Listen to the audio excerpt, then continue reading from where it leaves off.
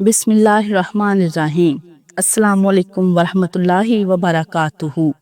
ناظرین، ہماری آج کی ویڈیو کا موضوع ہے کہ شداد کون تھا، اس کا تعلق کس قوم سے تھا، اس نے خدائی کا دعویٰ کیوں کیا اور شداد نے جنت کیوں بنائی، شداد کی جنت کیسی تھی اور اب کہاں ہے اور اس کا انجام کیا ہوا، سب جانیے آج کی اس معلوماتی ویڈیو میں۔ ناظرین، قوم ارم کا تعلق قوم عاد سے تھا اور وہ ارم نام کی بستی کے رہنے والے تھے۔ وہ بستی بڑے بڑے ستونوں والی تھی۔ عماد جمع ہے امد کی اور امد کے معنی ستون کے ہیں۔ عاد کے نام سے دو قومیں گزری ہیں، ایک کو عاد قدیمہ یا عاد ارم کہتے ہیں۔ یہ عاد بن اوس بن ارم بن سام بن نوح کی اولاد میں سے تھے۔ ان کے دادا کی طرف منسوب کر کے ان کو عاد ارم بھی کہا جاتا ہے۔ اپنے شہر کا نام بھی انہوں نے اپنے دادا کے نام پر رکھا تھا۔ ان کا وطن عدن سے متصل تھا۔ ان کی طرف حضرت ہود علیہ السلام مبعوث کیے گئے تھے، لیکن قوم عاد کی بدعمالیوں کے سبب جب انہیں تباہ کر دیا گیا تو حضرت ہود علیہ السلام حضرموت کی طرف مراجعت کر گئے۔ ان کی رہائش احقاف کے علاقہ میں تھی۔ حضرت ہود علیہ السلام کی وفات یہیں پر ہوئی۔ احقاف میں بسنے والے اس قوم نے بہت ترقی کی۔ اللہ تعالیٰ نے اس قوم کو غیر معمولی قد و قامت اور قوت عطا فرمائی تھی۔ ان میں سے ہر شخص کا قد کم از کم 12 گز کا ہوتا تھا۔ طاقت کا یہ حال تھا کہ بڑے سے بڑے پتھر جس کو کئی آدمی مل کر بھی نہ اٹھا سکیں، ان کا ایک آدمی ہاتھ سے اٹھا کر پھینک دیا کرتا تھا۔ یہ لوگ طاقت و قوت کے بلبوتے پر پورے یمن پر قابض ہو گئے۔ اس قوم کے دو بادشاہ خاص طور پر ان میں بہت جاہ و جلال والے ہوئے۔ وہ دونوں بھائی تھے، ایک کا نام شدید تھا جو بڑا تھا، دوسرے کا نام شداد تھا جو اس کے بعد تخت نشین ہوا۔ یہ دونوں وسیع علاقے پر قابض ہو گئے اور بے شمار لشکر و خزانے انہوں نے جمع کر لیے تھے۔ عاد ارم کا قصہ شداد نے اپنے بھائی شدید کے بعد سلطنت کی رونق و کمال کو عروج تک پہنچایا۔ دنیا کے کئی بادشاہ اس کے باج گزار تھے۔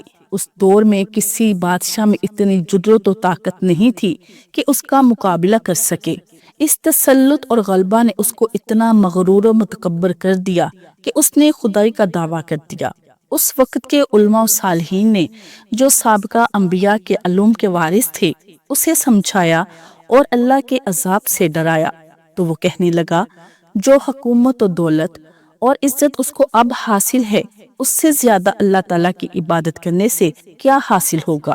جو کوئی کسی کی خدمت و اطاعت کرتا ہے یا تو عزت و منصب کی ترقی کے لیے کرتا ہے یا دولت کے لیے کرتا ہے، مجھے تو یہ سب کچھ حاصل ہے، مجھے کیا ضرورت ہے کہ میں کسی کی عبادت کروں۔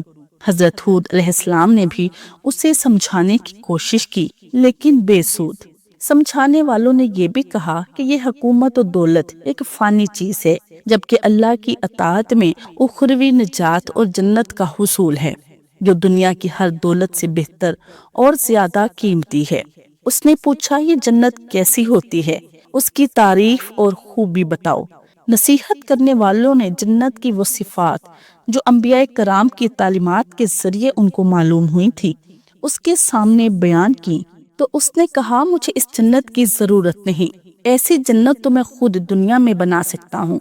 چنانچہ اس نے اپنے افسروں میں سے 100 معتبر افراد کو بلایا، ہر ایک کو 1000 آدمیوں پر مقرر کیا اور تعمیر کے سلسلے میں ان سب کو اپنا نقطہ نظر اور پسند سمجھا دی۔ اس کے بعد پوری دنیا میں اس کے کام کے ماہرین کو عدن بھجوانے کا حکم دیا۔ علاوہ ازیں سب حکمرانوں کو یہ حکم دیا کہ سونے چاندی کی کانوں سے اینٹیں بنوا کر بھیجیں اور کوہ عدن کے متصل ایک مربع شہر جنت جو 10 کوس چوڑا اور 10 کوس لمبا ہو بنانے کا حکم دیا۔ اس کی بنیادیں اتنی گہری کھدوائیں کہ پانی کے قریب پہنچا دی، پھر ان بنیادوں کو سنگ سلیمانی سے بھروا دیا۔ جب بنیادیں بھر کر زمین کے برابر ہو گئیں تو ان پر سونے چاندی کی اینٹوں کی دیوار چنوا دی گئی۔ ان دیواروں کی بلندی اس زمانے کے گز کے حساب سے 100 گز مقرر کی گئی۔ جب سورج نکلتا تو اس کی چمک سے دیواروں پر نگاہ نہیں ٹھہرتی تھی۔ یوں شہر کی 4 دیواری بنائی گئی۔ اس کے بعد 4 دیواری کے اندر 1000 محل تعمیر کیے گئے۔ ہر محل 1000 ستونوں والا تھا اور ہر ستون جواہرات سے جڑاؤ کیا ہوا تھا۔ پھر شہر کے درمیان میں ایک نہر بنائی گئی اور ہر محل میں اس نہر سے چھوٹی چھوٹی نہریں لے جائی گئیں۔ ہر محل میں حوض اور فوارے بنائے گئے۔ ان نہروں کی دیواریں اور فرش یاقوت، زمرد، مرجان اور نیلم سے سجا دی گئی۔ نہروں کے کناروں پر ایسے مصنوعی درخت بنائے گئے جن کی جڑیں سونے کی، شاخیں اور پتے زمرد کے تھے۔ ان کے پھل موتیوں، یاقوت اور دوسرے جواہرات کے بنوا کر ان پر ٹانک دیے گئے۔ شہر کی دکانوں اور دیواروں کو مشک و زعفران اور عنبر و گلاب سے خوشبودار کیا گیا۔ یاقوت و جواہرات کے خوبصورت پرندے چاندی کی اینٹوں پر بنوائے گئے جن پر پہرے دار اپنی اپنی باری پر آ کر پہرے کے لیے بیٹھتے تھے۔ جب تعمیر مکمل ہو گئی تو حکم دیا کہ سارے شہر میں ریشم کے قالین بچھا دیے جائیں۔ پھر نہروں میں سے کسی کے اندر میٹھا پانی، کسی میں شراب، کسی میں دودھ اور کسی میں شہد و شربت جاری کر دیا گیا۔ بازاروں اور دکانوں کو بہترین پردوں سے آراستہ کیا گیا اور ہر پیشہ ور و ہنر والے کو حکم ہوا کہ اپنے اپنے کاموں میں مشغول ہو جائیں، اور یہ کہ اس شہر کے تمام باسیوں کے لیے ہر وقت ہر نوع قسم کے پھل میوے پہنچا کریں۔ 12 سال کی مدت میں یہ شہر جب اس سجاوٹ کے ساتھ تیار ہو گیا تو تمام امراء اور ارکان دولت کو حکم دیا کہ سب اسی میں آباد ہو جائیں۔ پھر شداد خود اپنے لاؤ لشکر کے ہمراہ انتہائی تکبر اور غرور کے ساتھ اس شہر کی طرف روانہ ہوا۔ بعض علماء و مصلحین کو بھی ساتھ لیا اور راستے بھر ان سے ٹھٹھا و تمسخر کرتے ہوئے ان سے کہتا رہا، ایسی جنت کے لیے تم مجھے کسی اور کے آگے جھکنے اور ذلیل ہونے کا کہہ رہے تھے۔ میری قدرت و دولت تو تم نے دیکھ لی۔ جب قریب پہنچا تو تمام شہر والے اس کے استقبال کے لیے شہر کے دروازے کے باہر آ گئے اور اس پر زر و جواہر نچھاور کرنے لگے۔ اسی ناز و ادا سے چلتے ہوئے جب شہر کے دروازے پر پہنچا تو روایت ہے کہ ابھی اس نے گھوڑے کی رکاب سے ایک پاؤں نکال کر دروازے کی چوکھٹ پر رکھا ہی تھا کہ اس نے وہاں پہلے سے ایک اجنبی شخص کو کھڑے ہوئے دیکھا۔ اس نے پوچھا، تو کون ہے؟ اس نے کہا، میں ملک الموت ہوں۔ پوچھا، کیوں آئے ہو؟ اس نے کہا، تیری جان لینے۔ شداد نے کہا، مجھ کو اتنی مہلت دے کہ میں اپنی بنائی ہوئی جنت کو دیکھ لوں۔ جواب ملا، مجھ کو حکم نہیں۔ کہا، چلو اس قدر ہی فرصت دے دو کہ گھوڑے پر سے اتر آؤں۔ جواب ملا، اس کی بھی اجازت نہیں۔ چنانچہ ابھی شداد کا ایک پاؤں رکاب میں اور دوسرا چوکھٹ پر ہی تھا کہ ملک الموت نے اس کی روح قبض کر لی۔ پھر حضرت جبرائیل علیہ السلام نے بڑے زور سے ایک ہولناک چیخ ماری کہ اسی وقت تمام شہر ماں اپنی عالی شان سجاوٹوں کے ایسا زمین میں سمایا کہ اس کا نام و نشان تک باقی نہ رہا۔ قرآن پاک میں اس کا ذکر اس طرح سے ہوا ہے، وہ جو ارم تھے بڑے ستونوں والے اور شہروں سے اس کے مانند کوئی شہر شاندار نہ تھا۔ شداد اور اس کی جنت کا انجام معتبر تفاسیر میں لکھا ہے کہ بادشاہ اور اس کے لشکر کو ہلاک ہو جانے کے بعد وہ شہر بھی لوگوں کی نگاہوں سے اوجھل کر دیا گیا، مگر کبھی کبھی رات کے وقت عدن اور اس کے ارد گرد کے لوگوں کو اس کی کچھ روشنی اور جھلک نظر آ جاتی ہے۔ یہ روشنی اسی شہر کی دیواروں کی ہوتی ہے۔ حضرت عبداللہ بن قلابہ جو صحابی ہیں اتفاق سے ادھر کو چلے گئے۔ اچانک آپ کا ایک اونٹ بھاگ گیا۔ آپ اس کو تلاش کرتے کرتے اس شہر کے پاس پہنچ گئے۔ جب اس کے میناروں اور دیواروں پر نظر پڑی تو آپ بے ہوش ہو کر گر پڑے۔ جب ہوش آیا تو سوچنے لگے کہ اس شہر کی صورتحال تو ویسی ہی نظر آتی ہے جیسی نبی کریم صلی اللہ علیہ وسلم نے ہم سے شداد کی جنت کے بارے میں بیان فرمائی تھی۔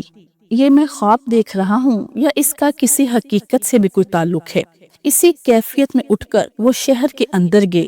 اس کے اندر نہریں اور درخت بھی جنت کی طرح کے تھے، لیکن وہاں کوئی انسان نہیں تھا۔ آپ نے وہاں پہ پڑے ہوئے کچھ جواہرات اٹھائے اور واپس چل دیے۔ وہاں سے وہ سیدھے اسی وقت کے دارالخلافہ دمشق میں پہنچے۔ حضرت امیر معاویہ وہاں موجود تھے۔ وہاں جو کچھ ماجرا ان کے ساتھ پیش آیا تھا انہوں نے بیان کیا۔ حضرت امیر معاویہ نے ان سے پوچھا، وہ شہر آپ نے حالت بیداری میں دیکھا تھا کہ خواب میں؟ حضرت عبداللہ نے بتایا کہ بالکل بیداری میں دیکھا تھا۔ پھر اس کی ساری نشانیاں بتائیں کہ وہ عدن کے پہاڑ کی فلاں جانب اتنے فاصلے پر ہے، ایک طرف فلاں درخت اور دوسری طرف ایسا کنواں ہے، اور یہ جواہرات و یاقوت نشانی کے طور پر میں وہاں سے اٹھا لایا ہوں۔ حضرت امیر معاویہ یہ ماجرا سننے کے بعد نہایت حیران ہوئے۔ پھر اہل علم حضرات سے اس بارے میں معلومات حاصل کی گئیں کہ کیا واقعی دنیا میں ایسا شہر بھی کبھی بسایا گیا تھا جس کی اینٹیں سونے چاندی کی ہوں؟ علماء نے بتایا کہ ہاں، قرآن میں بھی اس کا ذکر آیا ہے۔ اس آیت میں ارم ذات العماد یہی شہر ہے، مگر اللہ تعالیٰ نے اس کو لوگوں کی نگاہوں سے چھپا دیا ہے۔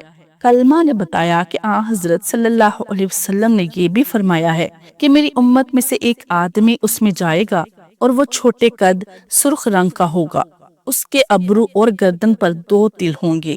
وہ اپنے اونٹ کو ڈھونڈتا ہوا اس شہر میں پہنچے گا اور وہاں کے عجائبات دیکھے گا۔